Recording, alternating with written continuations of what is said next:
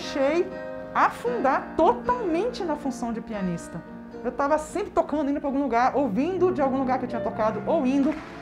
Era tudo o tempo inteiro relacionado ao piano. Eu me cansei, o meu cérebro se cansou de decodificar sons. E o psiquiatra me perguntou o que foi que aconteceu. Ele falou, sim, você tem uma síndrome de burnout porque está relacionada ao teu ofício.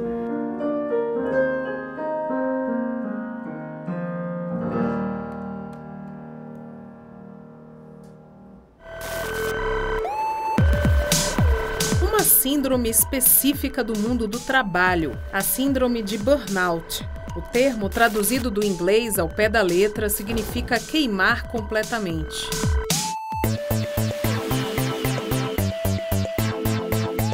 O burnout é o resultado de níveis devastadores de estresse no campo profissional.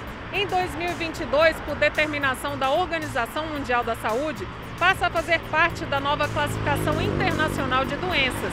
Políticas de prevenção ao estresse e mudanças de estilo de vida são apontadas como saída para índices alarmantes no Brasil e no mundo.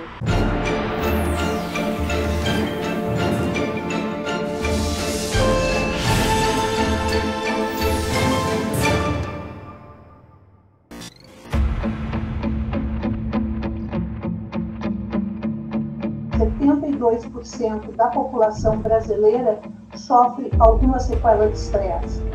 E desses 72%, 32 deles se configuram como sofrendo de burnout.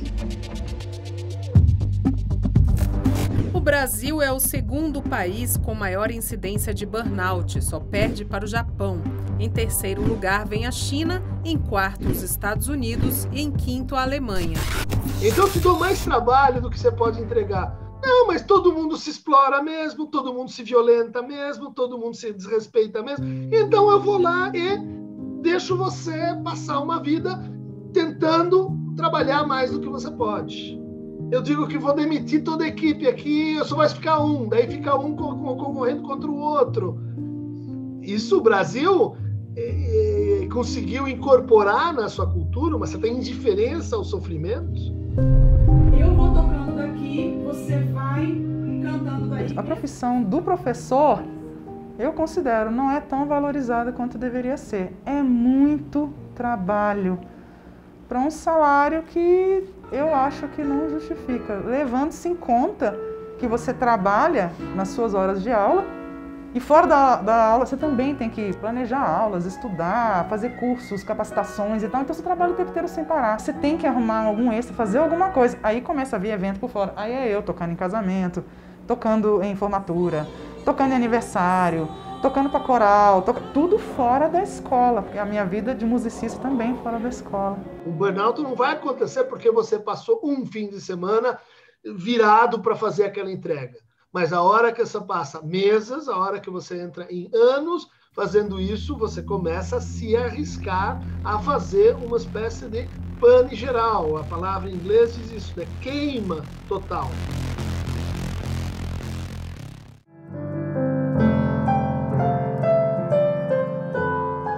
Tenho 45 anos, toco desde os 8 e trabalho já com piano mesmo a partir de uns 12. E eu, desde criança, fui aprendendo sempre, né, a tocar, ser grata por ter a oportunidade de tocar e não dizer não. Quando o estresse é positivo, no caso de uma promoção desejada, o nascimento do filho planejado, nós chamamos de eustresse. Ele nos motiva, nos ajuda a lidar com a situação. Aí, quando é um estresse negativo, ele nos acovarda, ele nos intimida, ele nos leva a fugir da situação. O estresse sonoro para um músico é mortal, né? Porque não existe silêncio em lugar nenhum. Era complicado sair na rua, ouvir sons. Eu não queria escutar nada. Uma buzina, uma campainha. A máquina de lavar que tocava em si bemol. Tudo era estressante dentro de casa.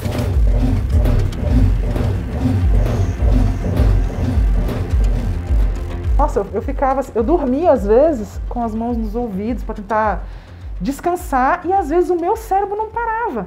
Esse termo de burnout, a primeira vez que se ouviu falar nele como tal foi em 1974. A partir do dia 1º de janeiro de 2022, o burnout estará incluído, então, na CID-11 e acho que haverá muitos benefícios. Em primeiro lugar, para o empregado, para o trabalhador, que poderá subsidiar essa queixa dele de burnout, que hoje em dia ela ainda é muito superficial, ela não tem um embasamento legal, digamos, e inclusive sérios problemas de diagnóstico. Nós tivemos um aumento considerável de denúncias no período pandêmico. No teletrabalho, nós temos justamente essa fusão do ambiente profissional e o ambiente familiar. E essa mescla desses dois mundos fez com que muitas pessoas trabalhassem em jornadas muito extensas. Como no Brasil nós temos uma sociedade patriarcal em que a mulher ela ainda é vista como a responsável pelos cuidados familiares, e nesse momento pandêmico houve fechamento de escolas, de creches, ficou muito mais complicado para as mulheres conseguirem compatibilizar essa sua jornada profissional e a sua jornada familiar. Nós não fomos feitos para trabalhar concentrados 14 horas por dia. Isso vai dar em burnout, né? A falta de descompressão com amigos, amor, sexo, isso tudo não ajuda, né, para uma vida como a gente teve na Covid, como retirada das forças de proteção para burnout. Durante a pandemia, as denúncias trabalhistas recebidas pelo Ministério Público do Trabalho têm se concentrado principalmente em 3 setores profissionais. Um deles foi o setor de saúde, outro setor bastante crítico foi o setor de telemarketing, o setor da educação também, porque boa parte dos professores passaram a desenvolver sua atividade no trabalho remoto e muitos deles não tinham um equipamento adequado, não tinham a capacitação necessária. Entre os profissionais de saúde, um levantamento mostra que o burnout atinge 83% dos médicos que estão na linha de frente. E mesmo entre os que não atuam no combate à Covid-19, os sintomas aparecem em 71% deles. Nós chamamos, em geral, as empresas para que elas adotem as medidas adequadas de regularização da sua conduta. As empresas que não querem regularizar essa conduta, elas podem vir a sofrer o ajuizamento de uma ação civil pública com o pagamento de uma indenização por danos morais coletivos. Edivar Júnior, de 35 anos, concluiu 3 graduações: Educação Física, Fisioterapia e, por último, Medicina. Enquanto frequentava a universidade para ser médico, também trabalhava como fisioterapeuta. Eram, no mínimo, 100 horas de trabalho e estudo de domingo a domingo. Tinha família, era casado, tinha um filho. E ao longo do curso eu tinha que trabalhar no período noturno, né? Eu acabei que eu me separei durante essa briga toda, né? De conseguir terminar um curso de medicina, você se afasta da família. O nível de estresse só ia aumentando, até que ele presenciou uma situação no trabalho que o levou a uma crise mais grave. Eu acabei dando uma surtada, tendo que parar no psiquiatra, tomar algumas medicações para acalmar. Lembro que eu sentava, chorava, qualquer canto que eu ficava, eu chorava muito. Edivar iniciou os tratamentos psiquiátrico e psicológico, se formou em medicina, parou de trabalhar como fisioterapeuta e hoje cumpre entre 84 e 96 horas semanais como médico em Brasília. Uma carga ainda muito alta, mas menor que a de antes. E ainda veio a pandemia para agravar a situação. O pior de tudo era quando você ligava numa família e pedia para conversar com as pessoas e você escutava uma frase: doutor, minha família está morrendo. Já foi um pai, já foi minha mãe, tem o meu irmão na UTI. E aquilo ali era uma sobrecarga psicológica que talvez ninguém estava preparado para passar. Atualmente, medicamentos para depressão e ansiedade também são usados para tratar o burnout. Por isso, pesquisadores buscam um remédio específico para os casos de esgotamento profissional. O doutorando José Diogo, da USP, avalia o efeito do canabidiol, composto derivado da maconha, em trabalhadores da linha de frente contra a Covid-19. 120 profissionais do Hospital das Clínicas da Faculdade de Medicina de Ribeirão Preto participaram do estudo. Metade deles recebeu, durante 4 semanas, 300 miligramas de canabidiol por dia. A outra metade seguiu o tratamento padrão, que incluía acompanhamento de saúde mental e vídeos motivacionais. O canabidiol ele mostrou um desfecho aí, digamos, de diminuição de sintomas de ansiedade, depressão e exaustão emocional relacionados ao trabalho. Esse é um primeiro passo e importante, mas nós ainda precisamos de estudos maiores, né, controlados por placebo, para que aí sim a gente consiga um nível de evidência científica maior para a gente afirmar que o canabidiol pode ser usado para essa finalidade. O médico residente Luiz Felipe foi um dos voluntários que fez o tratamento com canabidiol. Eu me sentia pelo menos mais leve, um pouco mais até mais lúcido, centrado nas decisões que eu tinha que tomar. Não deixava de ser fisicamente cansativo, mas mentalmente foi mais leve. Eu realmente senti que, nesse sentido, eu tive um benefício quando usando a medicação. Eu falo que a medicina faz parte da vida do médico, ela não é a vida do médico. Eu não tenho que ser uma pessoa que passa 24 horas dentro do hospital cuidando de vidas, né? Até porque isso faz parte. Amo o que eu faço, mas eu não posso me matar por isso, porque senão eu não consigo ajudar a não deixar os outros morrerem, né? Edivar correu atrás do equilíbrio. Dully também. Quando sugeriram que a pianista fosse tratada com musicoterapia, ela relutou, pela aversão momentânea aos instrumentos musicais, que remetiam ao trabalho dela. Consegui, porque no começo não tinha música, não tinha piano, não tinha nada não. Foi muito interessante. Tinha um pedaço da sala aqui onde ela conversava comigo. O piano estava lá do outro lado, longe, fechado. A única coisa que ela tocava era a mesa lira, que é um instrumento musical, que é uma prancha que ela toca por baixo, cordas. Você senta em cima, aquilo relaxa o seu corpo. Às vezes você dorme, às vezes você sonha, às vezes você chora ali, você libera conteúdos teus. Nossa, era maravilhoso. O que a vida mudou depois? Tive que fazer uma reeducação financeira, a minha qualidade. O que eu posso cobrar mais aqui? O que eu posso dizer não? Mudei, vendi apartamento, vendi carro, fiz um monte de mudanças até para eu, digamos, me adaptar a uma nova realidade financeira, onde eu tivesse algum dinheiro guardado, pudesse usufruir um pouco dele e não precisasse trabalhar como uma louca.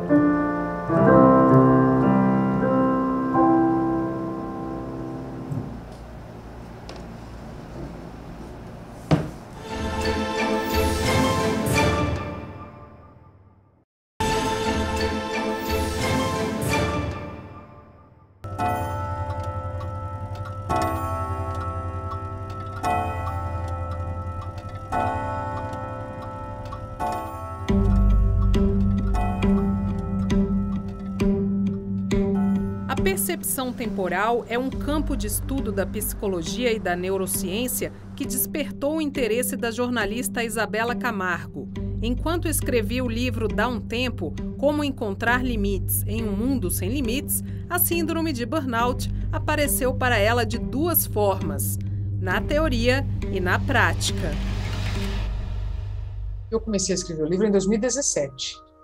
Na época, eu fiquei muito intrigada como jornalista, que muitas pessoas chegavam até mim e diziam: Isabela, o tempo está passando muito rápido.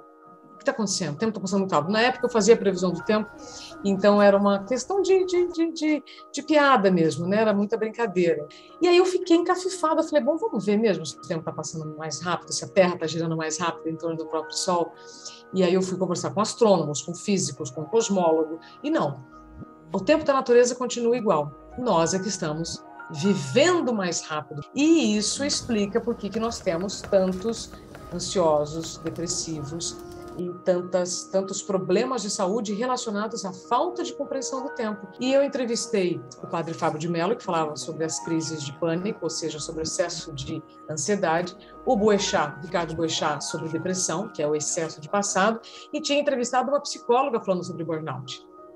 Mas eu não reconhecia em mim que o que eu estava vivendo já por 2 anos era burnout. Até finalmente ser diagnosticada com a síndrome, ela tinha passado por 5 especialistas para tratar 25 sintomas. Enxaqueca, dor no estômago, problemas no intestino, problemas cardiovasculares, taquicardia e os hormônios completamente desregulados. Então, o endocrinologista desconfiava de tumor na hipófise.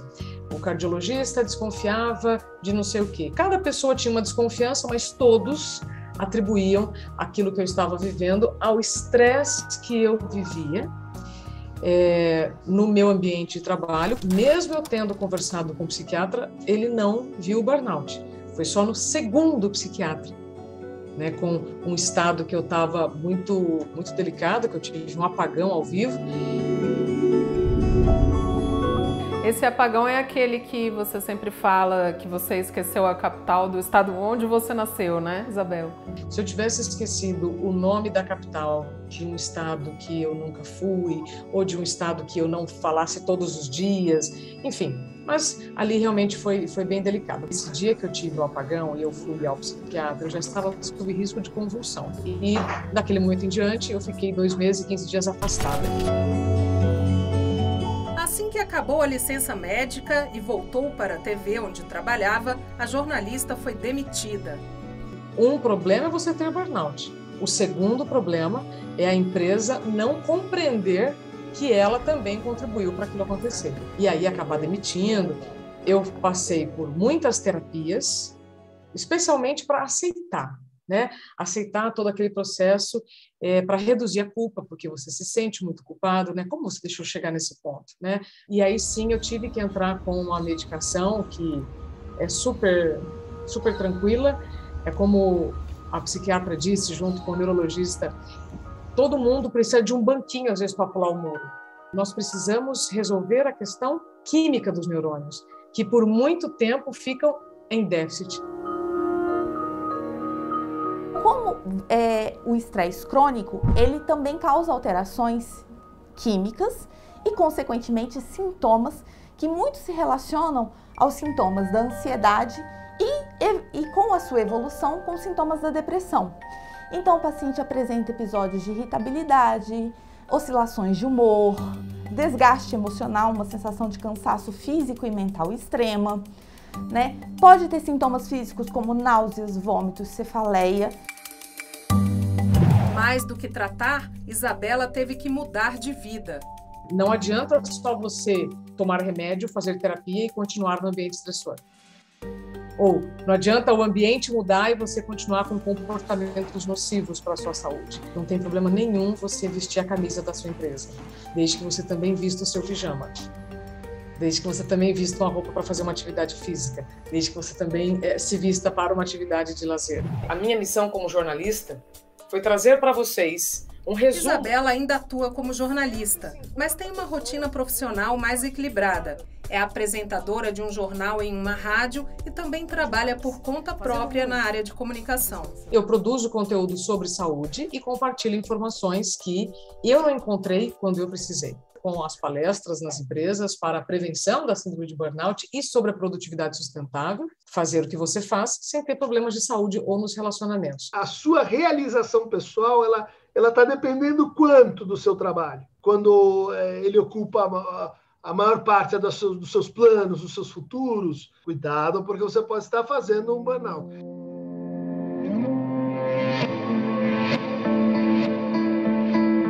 Foi o que aconteceu com a Roberta Caruzzi. Quem a vê relaxando no Parque da Aclimação em São Paulo, nem imagina o que ela passou. Eu sou uma ex-publicitária, trabalhei a vida toda com publicidade. Mas eu trabalhava em média de 18 a 20 horas por dia.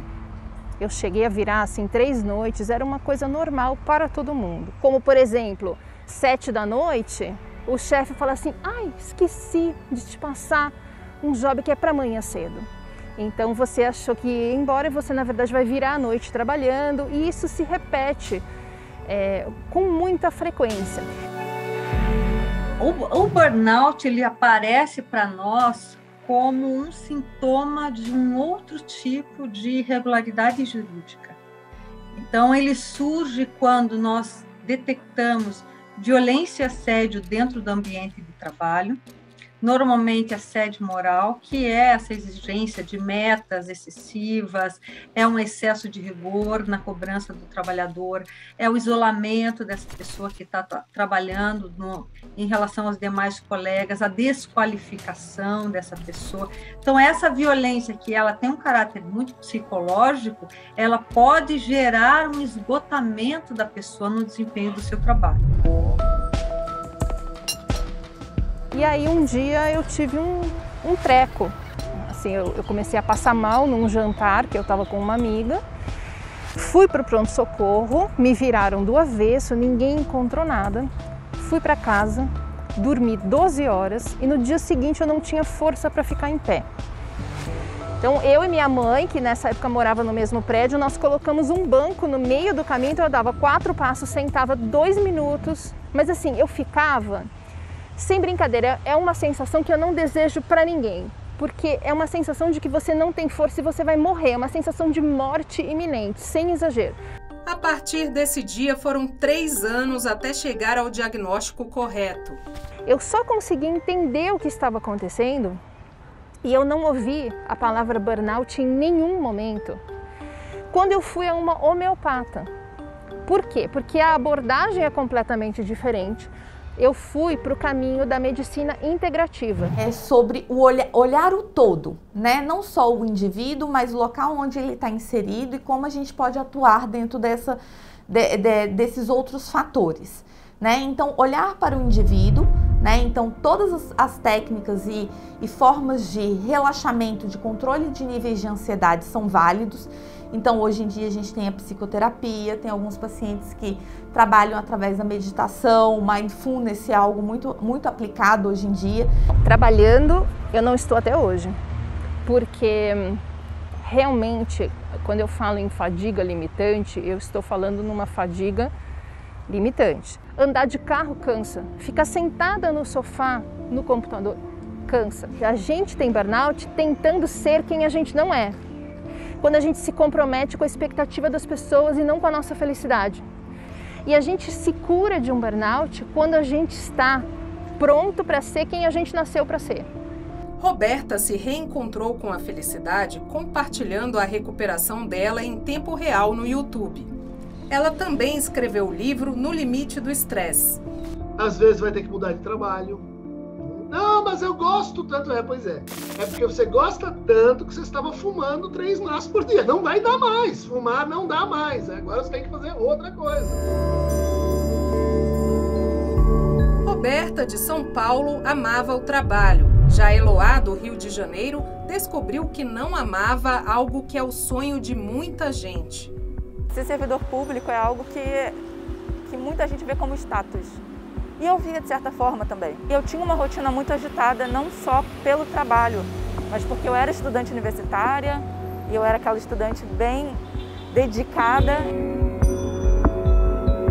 Eu fui convocada num outro concurso que eu tinha feito e aí os benefícios, as oportunidades de lá pareciam melhores, então eu troquei. Esse novo local exigia mais de mim, exigia uma dedicação maior. Eu tinha 21 anos, estava para fazer 22, era 2015, e eu já estava percebendo que meu corpo apresentava uns sintomas diferentes, mas eu ignorava. Teve um dia que eu colapsei. Nesse dia, realmente foi inevitável, eu tive que buscar ajuda médica.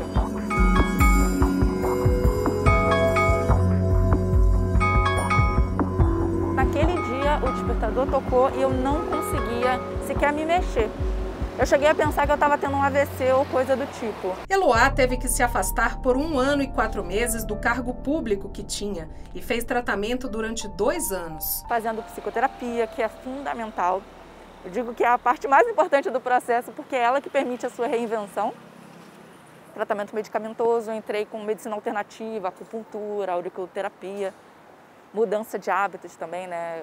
Mudei minha alimentação, abri mão do café. É quando você começa a observar doping. Tá? A pessoa não percebe, mas ela está tomando café muito mais do que cafeína, gosto pela cafeína. Ela está se estimulando, ou ela está tomando álcool muito mais do que recreativamente, é para se acalmar, ou ela começa a usar medicações com uma função de doping, ou ela começa a ir no pó de guaraná e coisas similares. Com a rotina reformulada, Eloá voltou ao trabalho. Eu pedi a troca de setor, para mim era fundamental. Eu depois tentei um outro concurso, mudei de cargo de novo e daí percebi que realmente não era o concurso público que eu queria. Aí sim, com muito mais tranquilidade, eu consegui abrir mão e ir para a iniciativa privada. E hoje eu me respeito muito mais, então quando encerra o expediente, para mim encerra mesmo, né? Hoje eu valorizo os hobbies, porque antes eu pensava que tempo livre era desperdício. Você trabalha melhor quando está descansado. Porque eu acredito que é um tratamento para a vida toda. Desde que eu comecei a falar da síndrome de burnout na internet, eu digo que eu tive a bênção de conhecer tanta gente que se identificou com a minha história. Muita gente diz assim, eu me recuperei porque eu olho para você e você me motiva a cuidar de mim. Mas se a pessoa aproveita esse freio como uma oportunidade para corrigir o que precisa ser corrigido, vale muito a pena, porque ela vai passar a viver muito melhor do que ela vivia antes da síndrome.